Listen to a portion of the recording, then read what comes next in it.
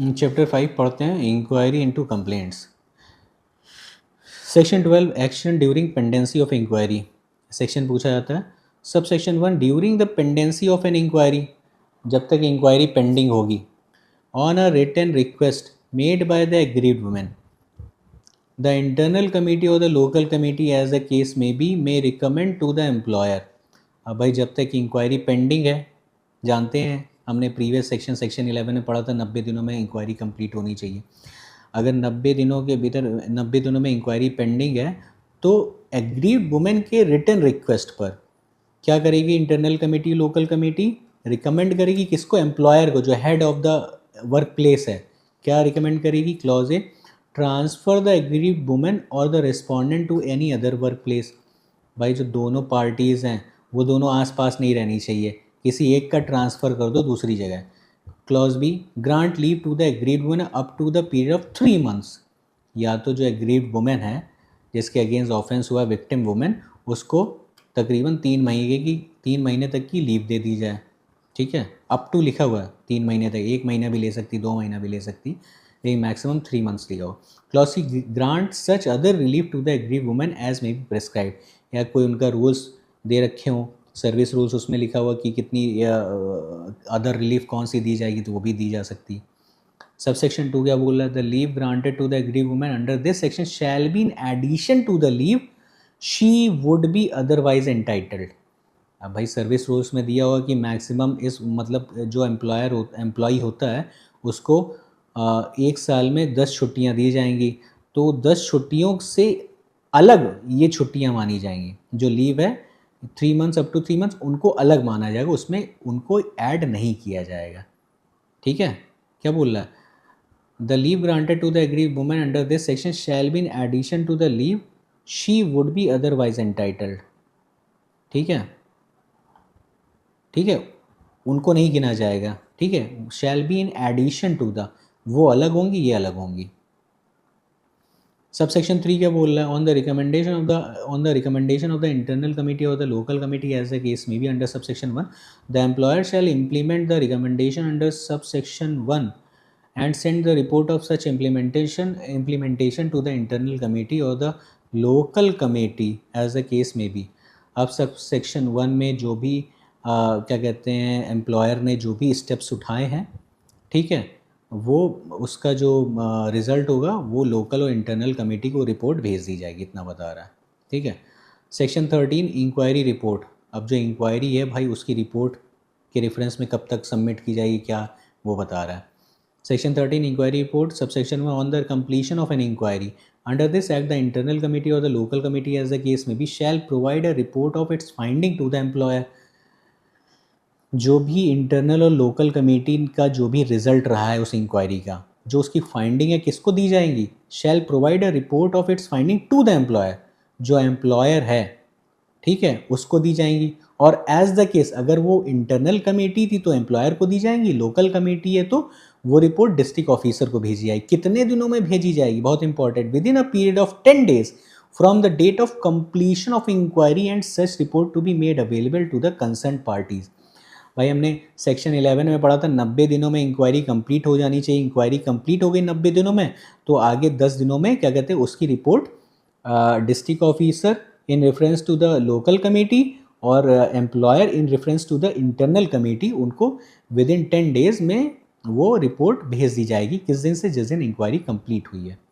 ठीक है, ये सबसेक्शन 1 बोल रहा है। सबसेक्शन 2 क्या बोल रहा है? वेयर द इंटरनल कमेटी और local committee as the case may be arrives at the conclusion that the allegation against the respondent has not been proved, it shall recommend to the employer and district officer that no action is required to be taken in the matter। अब देखिए भाई, internal committee और local committee को लगा जो respondent है भाई उसने कुछ किया ही नहीं है, जो उस पर एलिगेशन लगे थे सेक्सुअल ऑफेंसेस के, सेक्सुअल एलिगेशंस लगे हुए थे, वो तो प्रूव ही नहीं हुआ है, यानी वो एक तरीके से झूठे थे। ठीक है, तो उस रिपोर्ट में लिखा रहेगा कि employer district officer in reference to the internal committee employer और in reference to the local committee district officer किसी भी तरह का एक्शन ना ले उस मैटर में। ठीक है, इतनी सी बात बोली सबसेक्शन 2 में। सबसेक्शन 3 क्या बोल रहा है, वेयर द इंटरनल कमिटी और the local committee as the case may be arrives at a conclusion that the allegation against the respondent has been proved shall recommend the employer to the district officer as the case may be. अब जहाँ internal committee local committee पाती नहीं भैया जो allegation लगाए गए हैं respondent वो एकदम सही है, ठीक है, तो आगे क्या होगा देखिए, clause 1 to take action for sexual harassment as a misconduct in accordance with the provisions of the service rules applicable to the respondent और where no such service rules has been made in such manner as may be prescribed, ठीक है। Service अब proof हो जाता है sexual harassment किया है तो सर्विस रूल्स में जैसा मिसकंडक्ट के लिए प्रोविजन है उस तरीके से किया जाएगा, अगर सर्विस रूल नहीं है तो जैसा प्रोवाइड किया जाए उस हिसाब से किया जाएगा। Clause 2 to deduct notwithstanding anything in the service rules applicable to the respondent from the salary और वेजेस ऑफ द रिस्पॉन्डेंट। अब क्या किया जाएगा, डिडक्ट किया जाएगा सैलरी वेजेस रिस्पॉन्डेंट की such sum as it may consider appropriate to be paid to the aggrieved women. अब क्या एक्शन लिया जाएगा, उसकी सैलरी और उसके वेजेस में से कुछ अमाउंट डिडक्ट कर लिया जाएगा और किसको पे कर दिया जाएगा, उस एग्रीड वुमेन को पे कर दिया जाएगा, ठीक है, और टू हर लीगल एयर, ठीक है। Section 15 according to the provision of section 15, section 15 के हिसाब से जो भी रहेगा उस हिसाब से उसकी सैलरी वेजेस डिडक्ट करके उस एग्रीड वुमेन को दे दिया जाएगा। Provided that in case the employer is unable to make such deduction from the salary of the respondent due to his being absent from the duty or cessation of the employment, it may be direct to the respondent to pay such sum to the aggrieved woman। क्या बोल रहा है, अब भाई किसी case में employer है वो डिडक्ट ही नहीं कर पा रहा है सैलरी क्योंकि वो तो आ ही नहीं रहा है रेस्पोंडेंट, तब क्या करेगा, तो उसको क्या कहते हैं में direct to the respondent, respondent से कहेगा कि क्या कहते हैं तुम अपनी तरफ से उस एग्रीड वुमेन को पैसा दे दो, ठीक है।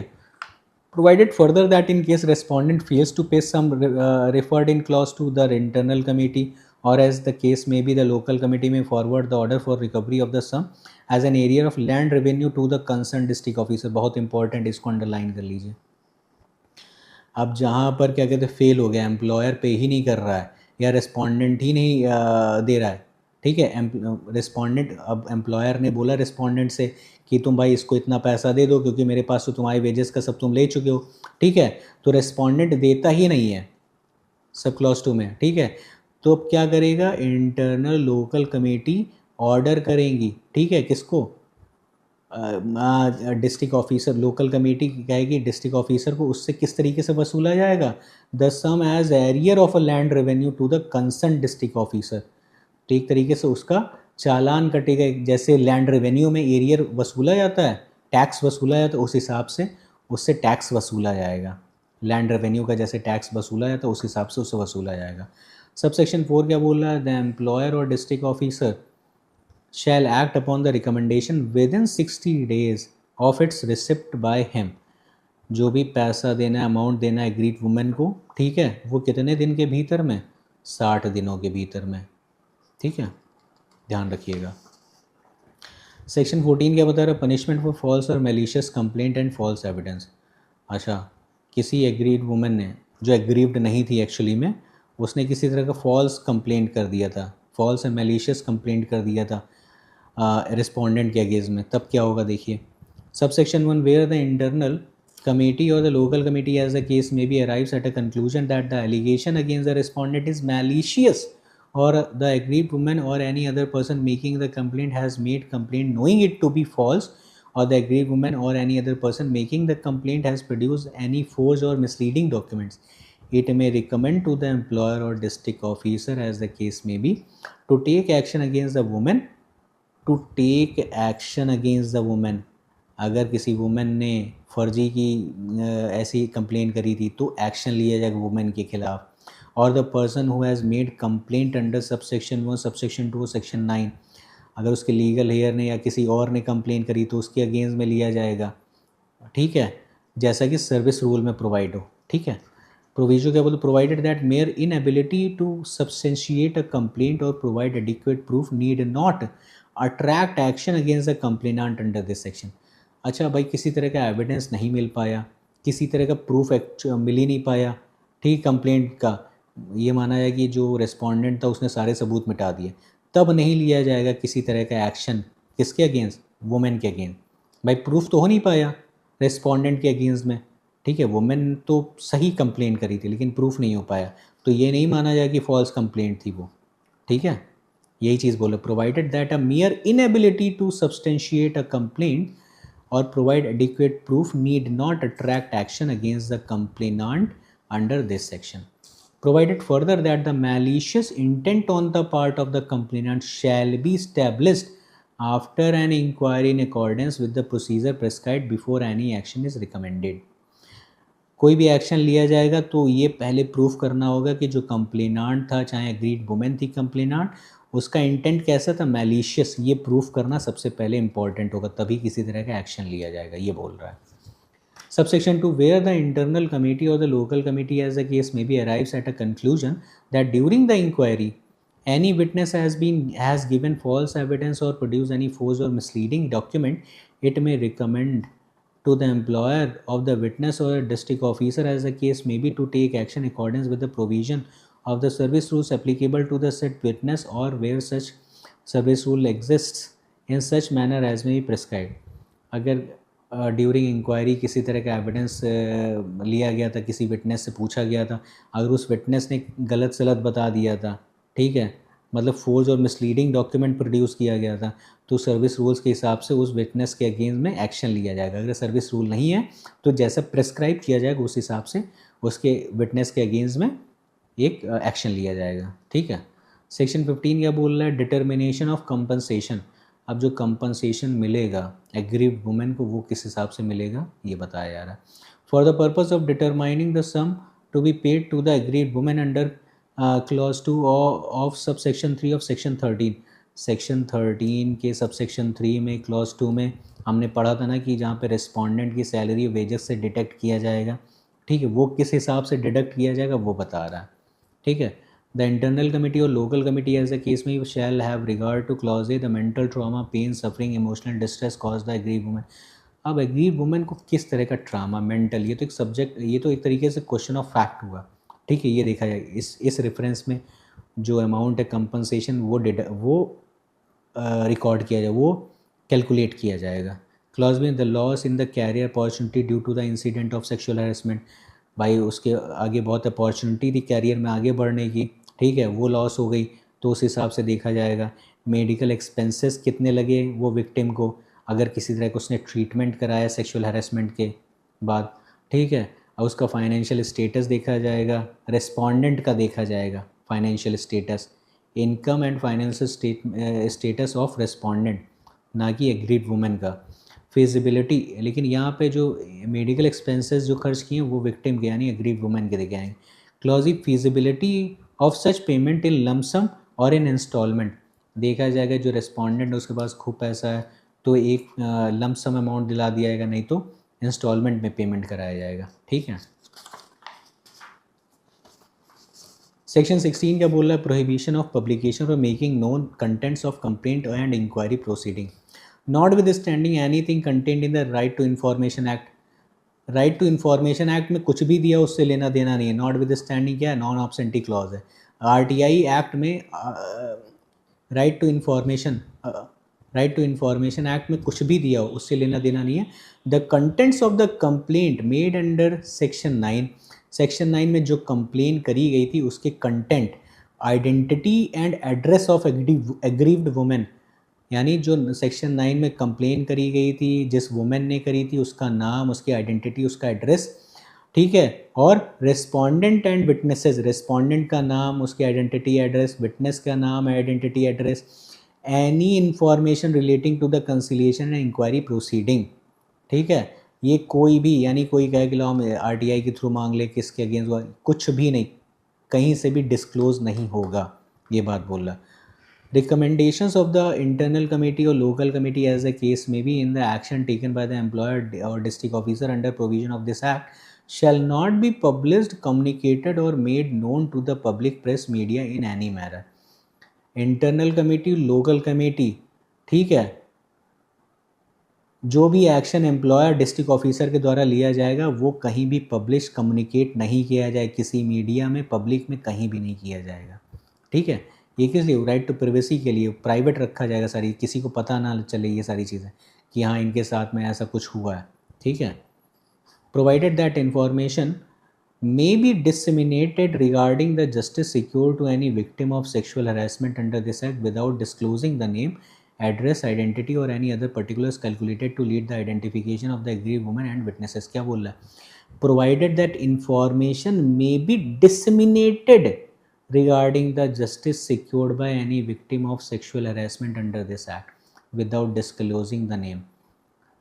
बिना नाम डिस्क्लोज़ किए, बिना आइडेंटिटी डिस्क्लोज़ हुए, ठीक है, जो एग्री वुमेन है, जो विटनेस है, उनसे किसी भी तरह का कोई भी कुछ भी डिस्क्लोज़ नहीं किया है जब तक पता लगे कि हाँ उससे कोई जो जस्टिस है वो रिक्वायर्ड है, वो सिक्योर होता है, तभी किया जा सकता, वरना नहीं किया, किया ही नहीं जाएगा। ठीक है, इतना ध्यान रखिए, किया ही नहीं जाएगा। सेक्शन 17 क्या बोला? पेनाल्टी फॉर पब्लिकेशन और making known contents of complaint, ये इंपॉर्टेंट नहीं। Section 18 important. अपील क्या बोल रहा है? Subsection 1 any person agree from the recommendation made under subsection 2 of section 13 under clause 1 2 subsection 3 13 और subsection 1 of subsection 2 of section 14 और section 17 और non implementation of such recommendation may prefer an appeal to the court और tribunal in accordance with provisions of the service rules. Service rule में किसी भी जो भी provision दिया होगा उस हिसाब से ट्रिब्यूनल या कोर्ट में अपील लाई जा सकती है। Applicable to the said person और where no such service rules exist then without prejudice to the provisions contained in any other law for the time being for the person again may prefer an appeal in such manner as may be prescribe. ठीक है, अगर service rules में दिया है तो जैसा provide किया है उस हिसाब से किया जाएगा कोर्ट में या ट्रिब्यूनल में, नहीं तो किसी भी कोर्ट में जहाँ अपील जाती होगी वहाँ अपील आएगी। ठीक है, वो बता रहा है। लेकिन अपील कितने दिनों में आएगी? सबसेक्शन 2 बोल रहा है with in a period of 90 days. ठीक है, इतना ध्यान रखिएगा। चैप्टर 6 से ड्यूटीज़ ऑफ एम्प्लॉयर बता रहा है, सेक्शन पूछा जाता है, सेक्शन किस सेक्शन में ड्यूटीज़ ऑफ एम्प्लॉयर, ध्यान रखिएगा। ठीक है, फिर इसके बाद चैप्टर 7 है। Chapter 7 section 20 duties and powers of district officer की क्या है, मतलब खाली सेक्शन याद रखिए, ज़्यादा ज़रूरी नहीं। फिर चैप्टर 8 है miscellaneous section 21 committee to submit annual report. ठीक है, section 22 employer to include information in annual report, important नहीं है। ठीक है, सेक्शन 26 देखते हैं, penalty for non compliance with provision of act. ठीक है, ये पूछा जा सकता है, ये पूछा गया हुआ है। ठीक है, ध्यान रखिए इसको। 26 penalty for non compliance with provision of record. अब प्रोविजंस ऑफ एक्ट में जो भी प्रोविजंस दिए हुए उनका कंप्लायंस नहीं होगा तो कौन सी पेनाल्टी लगेगी। ठीक है, जैसे हमने देखा था कि जहाँ से 10 से ज़्यादा एम्प्लॉय हैं तो इंटरनल कमेटी होगी, अगर नहीं बनती है तो पेनाल्टी कैसे लगाएगी, एम्प्लॉयर पे लगेगी। ठीक है, देखिए subsection 1 where the employer fails, employer fail हो जाता है, जो हेड है डिपार्टमेंट का वो फेल हो जाता है to constitute an internal committee under subsection 1 of section 4। Section 4 के सबसेक्शन 1 में इंटरनल कमेटी नहीं बनती है, एम्प्लॉयर फेल हो जाता है, तब पेनाल्टी क्या लगेगी। ठीक है, to take action under section 13 14 22 में तो क्या पेनाल्टी लगेगी। कंट्राविन और अटेम्प्ट टू कंट्राविन अबेट्स कंट्रावेंशन और other provision of this act, इस एक्ट में और जो ऑफ वो प्रोविजंस उनके कंट्रावेंशन पे क्या पनिशमेंट लगेगी। देखिए, he shall be punishable with fine which may extend to 50,000 rupees.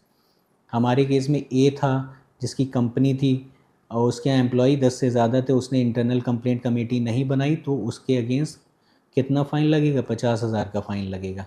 ठीक है, sub section 2 if any employer after having been previously convicted of an offence punishable under this act subsequently commits and convicted of the same offence he shall be liable to. क्या बोला था, पहले उसने बनाया नहीं तो फिर से आफ्टर क्या कहते हैं फाइन के बाद भी उसने नहीं बनाया, तब twice the punishment which might have been impose on first conviction subject to the punishment being maximum provided for the same offence. ठीक है, दोबारा उसने नहीं बनवाया, इंटरनल कमेटी नहीं बनी तो फिर दोबारा कितना ट्वाइस पनिशमेंट लगेगा। ठीक है, यानी पहले 50,000 दिया था अब 1 लाख देगा। ठीक है, और इसका कैंसिल भी हो सकता है, लाइसेंस जो भी है किसी कंपनी का रजिस्ट्रेशन। ठीक है, वो बात बोल रहा है। सेक्शन 27 इंपॉर्टेंट है, पूछा जाता है cognizance of offence by court, क्या कोर्ट है इस चीज़ का ऑफेंस का कॉग्निजेंस ले सकती हैं, ये बता रहा है। सब section 1 no court shall take cognizance of any offence punishable under this act और any rules made thereunder save on a complaint made by aggrieved women और any person authorise by the internal committee और local committee in this behalf.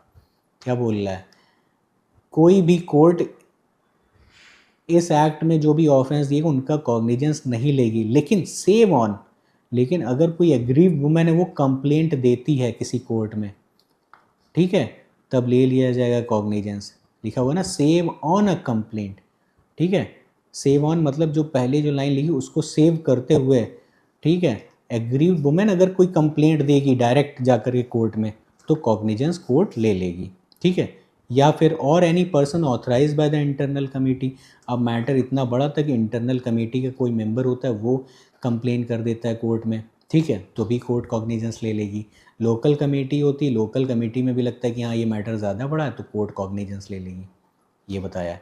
Subsection 2 क्या बोला, no court inferior to that of a metropolitan magistrate और JMFC shall try any offence punishable under this act. जो first instance court होगी जहाँ पे court complaint जाएगी वो कौन सी कोर्ट होगी, JMFC, judicial magistrate of first class में कोर्ट कॉग्निजेंस लेगी, ये बोल रहा है। Subsection 3 every offence under this act shall be non cognizable. Non cognizable offences हैं, जो भी इसमें ऑफेंस दिए हुए नॉन कॉग ऑफेंसेस हैं, ठीक है, इतना ध्यान रखिएगा। ये क्वेश्चन ये सेक्शन बहुत इंपॉर्टेंट है।